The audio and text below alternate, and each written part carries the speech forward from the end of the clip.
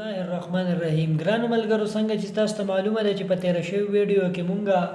د سیلینګ فین ریګولیټر په باره کې تاسو له معلومات درکړیو او د هغې کنیکشن مو کړی و. نو نن راځو یو سویچ ورسره لګو، یعنې یوه بټن ورسره لګو چې د بټنې په ذریعه به مونږه پکې څنګه لګو او څنګه بندو. نو دا د تېره شوي ویډیو ډایګرام دی، صرف دا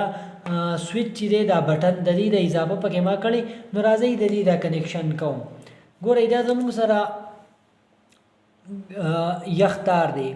نیوټرل تار دی، تور کلر ولا ما ورکړی دی. دا به څه چل وکړو، دا به د ټولو نه مخکې راولو د لیمپ ته، 100 واټ لیمپ ته به دا راولو. دا زموږ سره څه چل شو، دا زموږ سره رالی. اوس زموږ سره دلته یو تار دی، دا ګرم تار، دا به مونږ څه چل وکړو، دا به راولو د سویچ ته. دا چې کله دې سویچ ته رالی نو اوس به د دې نه دا یو وایر چې دی، دا یو تار چې دی، دا به راولو د سیلینګ فین ریګولیټر ته. اوس زموږ سره د دې دا کنیکشن خو وشو او د دې دا یو ټرمینل پاتې شو، د دې دا یو ټرمینل. نو اوس به داسې چل وکړو، دا به راولو په دې کې ملګری شو، دا به دې له ورکړو. نو په دې طریقه باندې زموږ سره د دې دا کنیکشن وشو.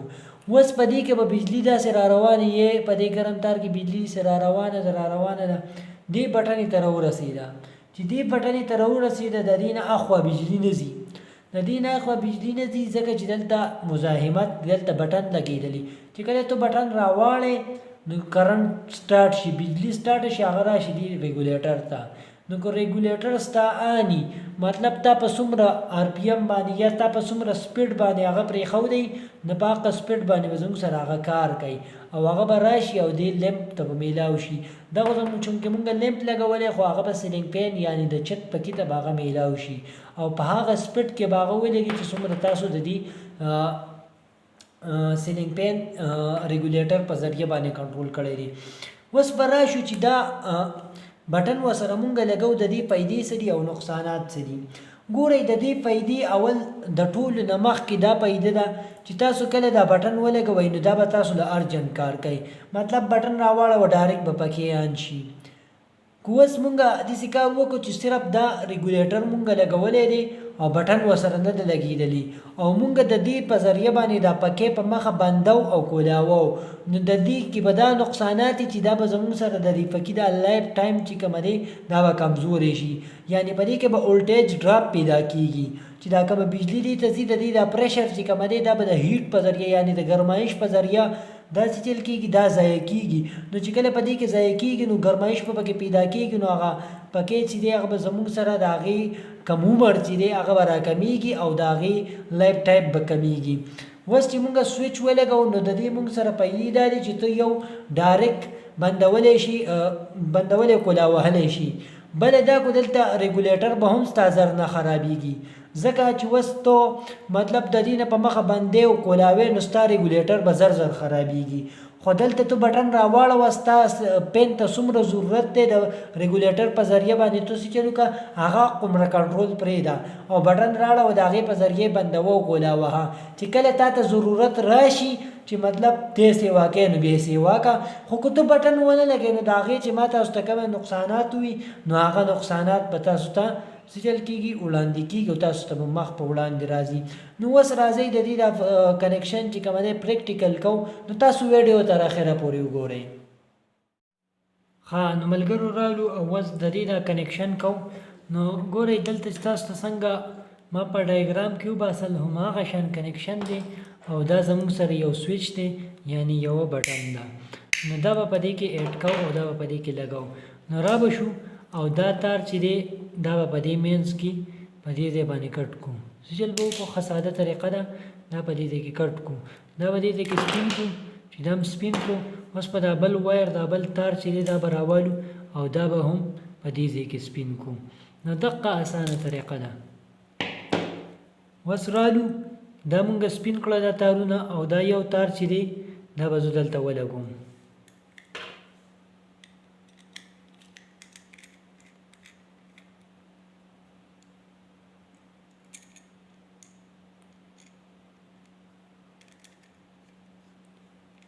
نو تاسو ته ښکاري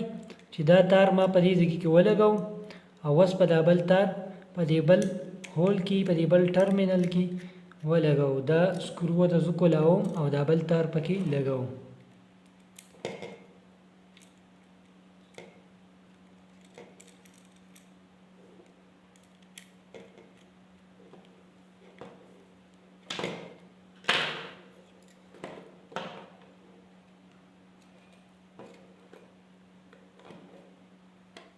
نو ملګرو رالو او زموږ سره د دې دا کنیکشن پوره شو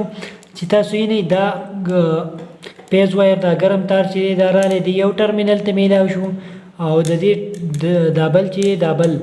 دا بل وایر دا پیز وایر دا رالی او د دې سیلینګ پین ریګولیټر د ټرمینل ته میلاو شو دا غزګینه لیمپ هولډر لرالی نو راځي دا اوس په ایکسټنشن بورډ کې ورکو او د دې دا کنیکشن تاسو ته چې کو چې آیا دا صحیح دی که خراب دی نو دا زموږ سره تاسو یې نه چې دا اوس ولګېدو خو دا زموږ سره کار نه کوي د دې وجه څه ده ګورئ زه دا سیلینګ پین ریګولیټر هم اړوم او راړم دا زموږ سره نه لګي د هغې وجه څه ده چې دلته ورته مزاحمت دی یعنې دا بټن لګېدلی دا زه اوس راواړم ګورئ ورته اوس هم نه لګي د دې وجه څه ده اوس دا د ریګولیټر نه بند دی سیلینګ پین نو ګورئ ته د دې ځای نه زوم دا تیزوم یعنې سیوا کوم او کموم نو تاسو وکتل چې دا کنیکشن زموږ سره څومره په اسانه طریقه باندې وشو دا کارونه اسان دي دومره پکې څه نشته خو لږ سوچ ورته کول غواړي او بله دا چې څوک درته په پراپر طریقې سره بیان کی او د هغې چل درته په صحیح طریقه باندې وښیي نو ګورئ دا زه بټن اړوم دا بندېږي بیا راړم بیا لګي بیا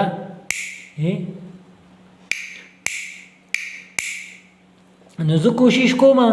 چې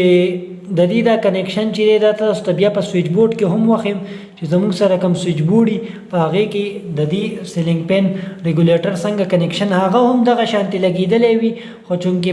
پکې ته پکې راغلی وي او تارونه پکې ډېر وي نو خلک پکې کنفیوز کېږي نو زه کوشش کوم چې په هغې باندې هم تاسو له یو ویډیو را جوړه کړم بله دا کو تاسو ته څه ډاوټ یا تاسو څه کوېسچن نو په کمنټ سیکشن کې تاسو خپله رایې شریکه کوئ او که تاسو غواړئ چې مطلب مونږ تاسو له پس ټاپک باندې ویډیو را جوړ کو نو تاسو مونږ ته په کمنټ سیکشن کې ټاپک یادوي او هغه لیکئ نو مونږ به تاسو له هغې باندې